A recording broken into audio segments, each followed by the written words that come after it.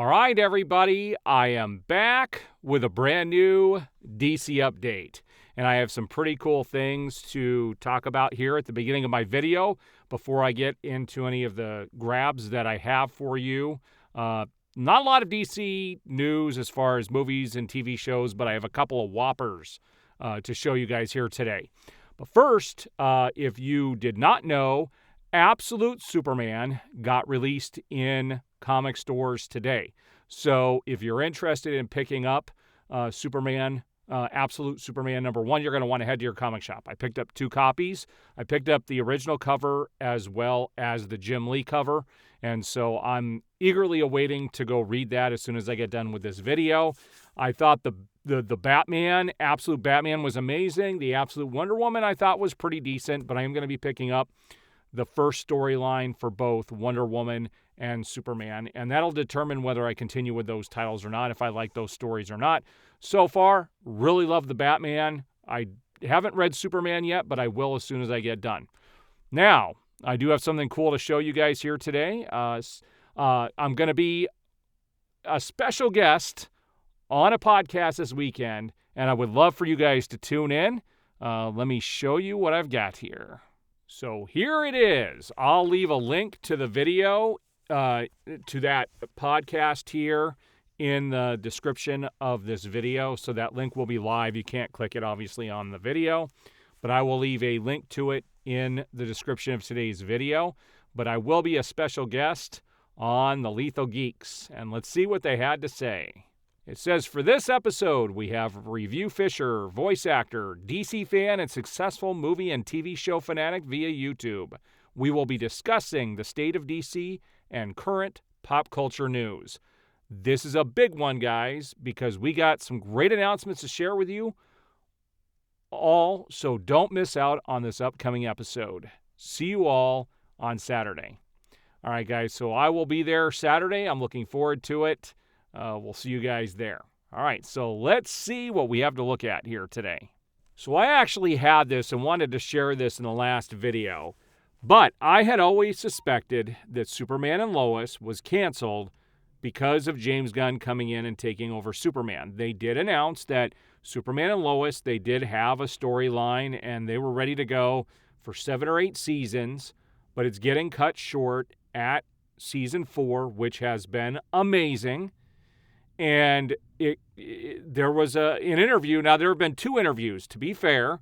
There was one interview with the girl who plays Lois, and she was asked this exact question of, do you think that Superman and James Gunn had anything to do with the show being canceled? And she said she didn't think so, just because things change and are in flux all the time, especially with superhero stuff.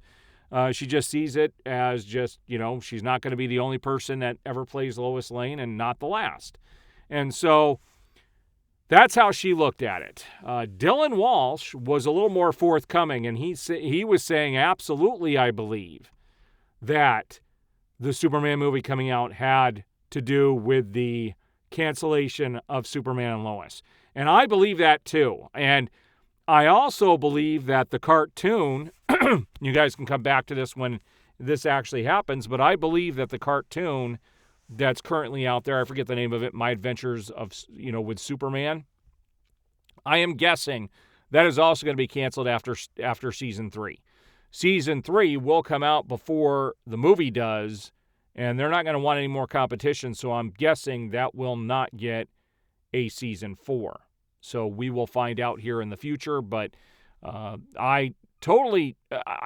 James Gunn is all about James Gunn. And what kills me is he talked up the multiverse back when The Flash came out, yet he's not willing to utilize the multiverse in any way right now. It's all about what he wants to do and his sandbox.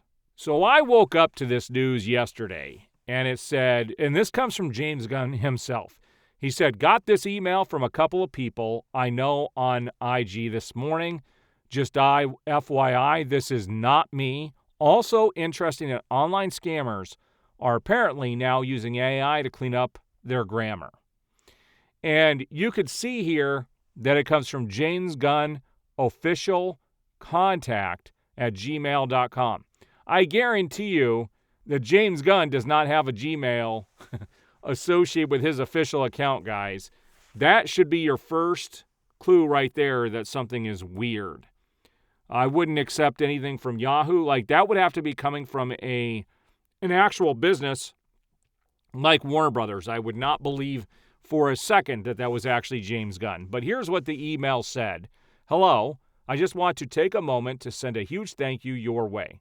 The love and support you show never goes unnoticed, and I am grateful for that. This journey has been possible with your support, and I'm constantly blown away by how you ride with me through it all. I feel that energy, and it keeps me going. Stay blessed, stay real, and keep doing what you love. All the best, James Gunn. So this is not real. So if anybody's getting these emails, no, they are not real. And I tell people, always look at the email addresses before anything. I would not even respond to anything like this. Now, we're going to take a look at what this says and what James Gunn had to say here, and we're going to look at someone's take on this. But this comes from Everything DC, and it says James Gunn confirms that Christian Martinez is writing, and Michael Puga is directing Blue Beetle animated series. James Hawes is directing Lanterns, and Anna Nogueira, I'm not sure how you say Nogueira, I'm not sure how you say her name, is writing Teen Titans. And then this comes from somebody else that was talking, and James Gunn responded. This person said Craig Gillespie is directing Supergirl, Andy Muschietti is directing Brave and the Bold, Miguel Puga is directing the Blue Beetle animated series, and James Hawes is directing Lanterns. Anna Nogueira is writing Supergirl and Teen Titans movie. Christian Martinez is writing that Blue Beetle animated series. Tom King, Damon Lindelof, and Chris Munday are writing for Lanterns. Now, James Gunn came in to say, I'm also not director on Creature Commandos, for the record. I only directed the primary voice actors' recordings and oversaw the proceedings. Another group of talented folks directed the episodes, and Dean Lorry led the charge. All right, I have some things to say about this, because this is my world. So let's look at somebody's take on this. So this person said, if Creature Commandos flops, it's not on you, but if it becomes a hit, it's because you oversaw everything, right? Right? And that's kind of my feelings behind this. First of all, James Gunn is giving himself an out in this, but he can't. He says, I only directed the primary actor's voice recordings and oversaw the proceedings. That's pretty much directing, dude, because when you have a cartoon, the main driving force behind a cartoon are the voice actors, and he directed the voice actors. And always know that the voice actors are recorded first before the animation is ever created.